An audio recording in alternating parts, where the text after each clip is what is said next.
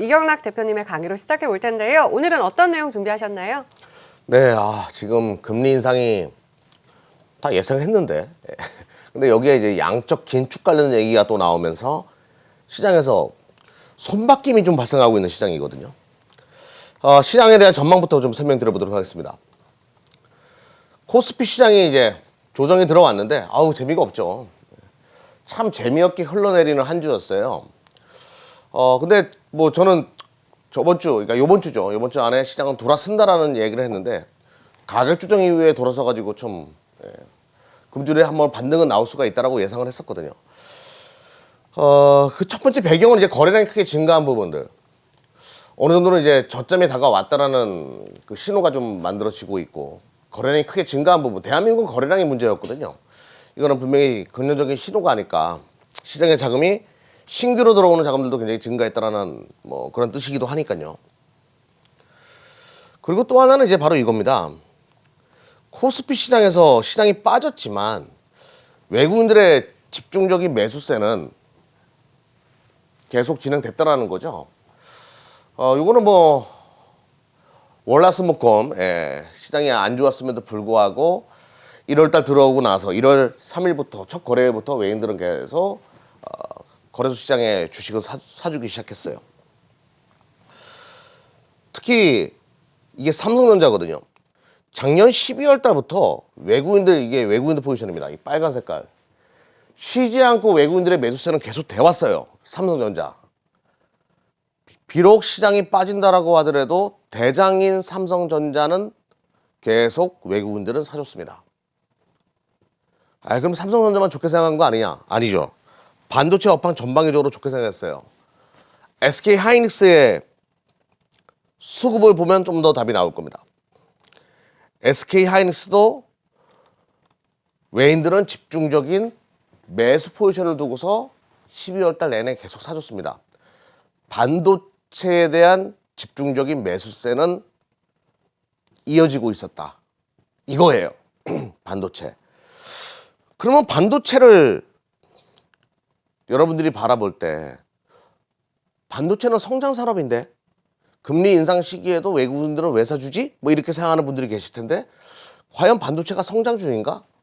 일단은 지금 시장은 손바뀜이 발생한 것이 가장 크죠. FOMC 의사록 공개 이후에 금리 인상의 시기에 앞당김, 그리고 양적 긴축의 앞당김. 우리가 생각하는 것보다 연준이 더 무서운 매파로 변화하고 있다. 이런 우려감. 그러면서 국채 수익률이 위로 튀기 시작했습니다. 어제 또 쳤어요. 어제 또 쳐가지고 이건 이제 전전일자 제가 캡처한 거고 1.769까지 올라왔습니다. 국채 수익률이 막 튀기 시작하니까 시장은 불안해하는 거죠. 불안해합니다. 야, 이거 시장 불안한데? 그런데 참 재미난 게 있어요. 미국의 마이크론 테크놀로지, 어제는 또 다시 조정이 들어왔지만 어제 그저께 같은 경우에는 이 상거래 전이죠. 어제 거는 캡처를 안 했으니까 상거래일 전에는 신고가를 갱신했다가 뭐 다시 밀리긴 했지만 신고가를 갱신했어요. 반도체예요. 메모리 반도체. 지금 성장주에서 가치주로 자금이 전환되고 있는 시점에 메모리 반도체에 대한 외국인들의 시각은 약간 가치주로 메모리 반도체를 바라보는 것 같아요. 지금 현재 흐름으로 봤을 때는. 그리고 우리는 늘 이런 생각을 합니다. 성장주와 가치주, 이분법으로 지금 바라보고 있는데요. 이런 사람들 시각에서 야, 이거 메모리 반도체 뭘로 봐야 되지? 고민들이 참 많을 거예요. 메모리 반도체는 투자에 대한 매력도가 참 적다라고 모두가 다 이야기합니다. 돈을 버는 족속 다시 설비 투자를 해가지고 치킨 게임을 해야 되는 그 상황의 연속이고 수요처는 정해져 한정되어 있고 재미가 없어. 성장성이 없는 산업이야. 그래서 너는 싸도 된다라는 논리로 지금까지 메모리 반도체는 시장에서 외면당해 왔고 엔비디아 올라가고 막 이럴 때 마이크론 테크놀로지 누워 있었죠. 삼성, SK 하이닉스 누워 있었어요. 시장의 인식이 그래 왔습니다. 계속. 그래서 이걸 참 어떻게 지금 바라봐야 되나 이런 분들이 계실 텐데 제가 그래서 답을 드리도록 할게요. 지금부터 설명드리는 게 여러분들에게 많은 도움이 될 겁니다. 포드가 이렇게 올라가고 있어요. 자, 지금 미시장 조정 들어오고 나스닥 조정 들어오고 다우 S&P 500 조정 들어올 때 포드는 나홀로 계속 올라가고 있습니다. 바로 이 관점이에요. 지금 메모리 반도체를 바라보는 제 시각은 이거거든요. 포드는 성장 중가요, 가치 중가요? 테슬라나 리비안, 그리고 루시드 모터스, 중국의 수많은 샤오펑, BYD, 니오 이런 신생 전기차 업체들 대비해 가지고 얘는 가치주죠. 그런 신생 전기차 업체들은 성장주라고 할 수밖에 없고 성장주들은 지금 조정이 들어오고 있는데 얘는 갑니다. 포드 모터는 왜 그럴까? 왜 그럴까? 기존 완성차 업체, 기존 가치주인 완성차 업체가 성장이라는 전기차 픽업들에게요. 성장이라는 새로운 얼굴을 이제 준비하고 있기 때문에 여기서 답이 나오는 거죠. 메모리 반도체는 재미없고 기존 수요처가 한정되어 있는 설비 투자를 항상 해야 되는 재미없는 섹터인데 이쪽에 성장성을 얻기 시작했다. 이거예요. 외국인들 시각에서는 그렇게 다가올 것 같아요. 좀 더 구체적으로 한번 얘기해 볼까요? 그러면 완성차 쪽이 최근에 올라간 게 이런 거냐? 뭐 벤츠가 또 큰 역할을 해주고는 있죠. 벤츠 EQXS 이 컨셉트카 차 죽이죠. 죽이네. 그냥 죽이네요. 진짜 예쁘네. EQXX 이게 한번 충전해 가지고 1000km를 갈 건데 기존 배터리를 쓴다 이거예요. 경량화와 태양열을 위에다 씌워 가지고 태양 전지를 씌워서 에너지 효율을 극대화해서 1000km를 간다 이겁니다. 공기 저항을 막아주는 곡선과 그리고 경량화 그리고 태양전지 이 세 가지로 1000km를 가겠다. 이런 얘기가 나오기 시작하니까 시장에서 무슨 생각이 들까요? 그래 완성차 업체들이 기존에 차량을 많이 만들었던 그 노하우 이런 것을 통해 가지고 전기차 시대에 또 다른 업사이클을 시킬 수 있다는 기대감. 뭐 포드도 거기에 대한 기대감이 만들어지고 현대 기아차도 마찬가지인 거죠 지금. 물론 경쟁 구도 심화는 뭐 누구도 예측할 수 없는 거지만 이런 얘기가 나오면서 완성차 업체들에 대한 기대 심리가 또 만들어지는 거고 그래서 약간 반도체 얘기하다가 잠깐 겉다리로 갈게요. 경량화와 관련된 종목들은 좀 볼 필요는 있겠다는 생각이 들어가지고 두 종목 정도만 설명드리고 넘어가도록 할게요. 이거는 갑자기 3,000% 빠졌어요. 이해해 주세요. 코프라. 코프라 관련 이런 종목들은 좀 관심 있게 볼 필요가 있어요. 차량 경량화와 관련된 기업이니까 벤츠의 EQXX 나온 기념에 설명드리고요. 위에 태양 전지를 씌운다라고 했는데 태양 전지? 대한민국에 그런 게 있나? 동진 세미캠은 여러분들이 포토레지스트 관련된 기업으로 많이 알고 있을 겁니다. 동진 세미캠. 최근에 조정은 들어왔는데 또 오스템 임플란트 사건이 있어가지고 조정은 들어왔는데요. 또 시장 조정과 함께 미끄러졌는데 2차 전지 쪽에 뭐 양극재 쪽에 투자한다 이것도 있고.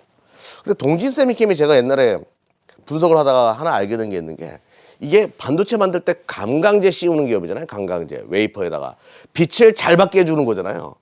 이게 태양전지 쪽으로 쓰이게 되면 엄청난 효율이 발생할 수가 있어요.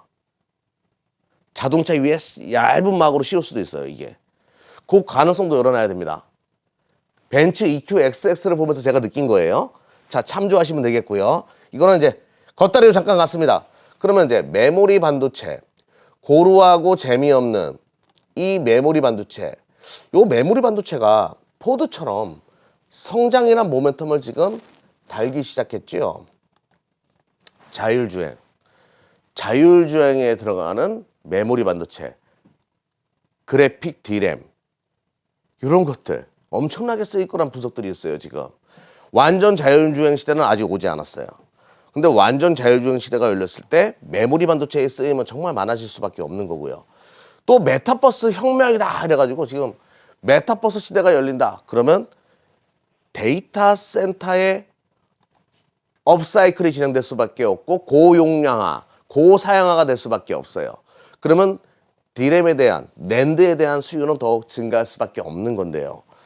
그런데 이런 데이터 센터에 많이 들어가는 게 바로 이 SSD예요.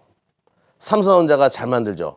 그리고 자동차의 이 SSD가 어마무지하게 들어가야 됩니다. 특히 자율주행에는 데이터 센터도 업그레이드 시켜야 되기 때문에 SSD 수요 증가하고요. 또 자동차에도 들어가야 되고 이 쓰임이 정말 광범해지기 시작하는 거죠. 새로운 수요처가 더 큰 시장이 열리는 겁니다. 그리고 여기에 절대 강자는 어디예요? 국뽕에 취하네요. 삼성이 이 시장을 대부분 장악하고 있는, 과점하고 있는 기업이에요. 모두가 삼성의 SSD를 원합니다. 삼성의 주가가 여기에 머물러 있을 이유가 없는 거죠. 그래서 삼성전자 주주분들은 제발 좀 보유하시라는 말씀을 드리면서, 그러면서 이제 SSD에 요 기판에 또 업그레이드가 또 필요합니다. 고사양화를 위해서, 고사양, 고효용화를 위해서는. 그래서 지금 FC BGA 실리콘을, 솔더볼을 이렇게 딱 놓고, 반도체 칩을 놓고, 그 아래에 이제 솔더볼을 쫙 놓고 PCB를 까는 방식, 이게 FC BGA인데요. 요게 흥행하는데 데이터 센터 자동차에 들어가는 SSD의 기판이 FC BGA로 많이 들어가야 돼요. 그래서 지금 FC BGA 쇼티지가 발생해가지고 LG이노텍, 삼성전기 뭐 이런 것들, 코리아 서킷 이런 것들 주가 계속 올라가는 그런 배경이라고 보시면 될 것 같고요. 그리고 또 하나 이제 요것도 바뀌고 있습니다. 요거 보면 좀 이해가 되실 거예요. 애플의 M1 기판이거든요. 애플의 노트북 기판, 이것도 다 FC BGA로 바뀌고 있어요.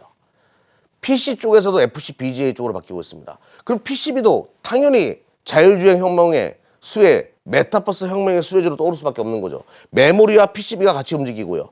하나만 더 보여드릴게요. 삼성전기 홈페이지를 들어가게 되면, 옛날에 안 그랬어요. 지금 자동차가 싹 나와요.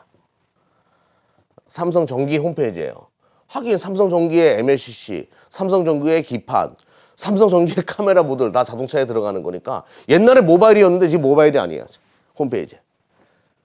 자동차의 자율주행 혁명을 지금 많은 기업들이 준비하고 있고, 그게 대한민국 메모리 반도체, 포드가 전기차 픽업 트럭 때문에 주가가 올라가는 것처럼 삼성전자 주가가 올라가는 것도 이것이 될 것이고, LG전자 주가가 올라가는 것도 이것이 될 것이에요. 삼성전기 주가가 올라가는 것도 바로 자동차 혁명, 이게 될 겁니다. 하나만 더 설명드릴게요. 한번 이런 생각 안 해보셨어요? LG이노텍 주가가 이렇게 올라가는 거, 뭔 이유가 있는데, 이런 생각 안 해보셨어요, 여러분들? 문 시대에 큰 변화가 발생하고 있구나, 이런 생각을 안 해보셨냐고요. 얘네 기판도 자동차에 많이 들어가고 메타버스 기기에도 많이 들어가고, 3분기 때 이런 어닝 서프라이즈, LG이노텍이 왜 갑자기 이렇게 실적이 좋아졌을까, 매출액은 왜 이렇게 늘어났을까 생각 안 해보셨어요? 하나만 더 볼게요. 코리아 서킷도 한번 보도록 하겠습니다. 코리아 서킷의 주가는 계속 올라가고 있어요. 그러면 이게 그냥 무조건 올라간다 이렇게 바라볼 것이 아니라, 실적을 동반된 상태에서 움직입니다. 실적이 어닝 서프라이즈를 보면서 올려줘요. 2분기만 하더라도 코리아 서킷의 영업이익이 2억이었는데 어떻게 해서 358억 3분기에 이런 어닝 서프라이즈가 발생했을까요? 궁금하지 않으세요? 의심 한번 안 해보셨습니까? 왜 이럴까요? 지금 뭔 난리가 났거든요, 이 기판에서. 자동차라는 가장 큰 수요처의 발생, 그 혁명이 지금 발생했어요. 그럼 여러분들도 이런 생각만 하십니다. 1+1은 2다 이렇게 바라봐서는 안 돼요. 이게 무슨 얘기냐면, 기존에 모바일 IT만 영위하던 기업이 자동차도 영위하니까 2배 정도 증가하겠네. 아니죠. 수요처가 많아지게 되면 가격 인상, 쇼티지 이런 것들이 발생할 수밖에 없어요. 비메모리 반도체 병목 현상이 발생했던 것도 그런 맥락이라고 보시면 되겠고, 원래 IT에만 납품하니까 난 시장 캐파를 이렇게 만들어 놨어. 근데 더 큰 시장이 하나 또 만들어졌어요. 자동차. 대한민국 IT 하드웨어 쪽에서 3, 4, 5의 효과가 일어날 수가 있다는 얘기죠. 가격이 튈 수 있다는 얘기예요. 우리는 그거를 쇼티지라고 얘기합니다. 그걸 준비하셔야 돼요. 즉 대한민국 시장이 전 세계 시장에서 올해 가장 강할 수가 있어요. 여기까지 설명드리겠습니다.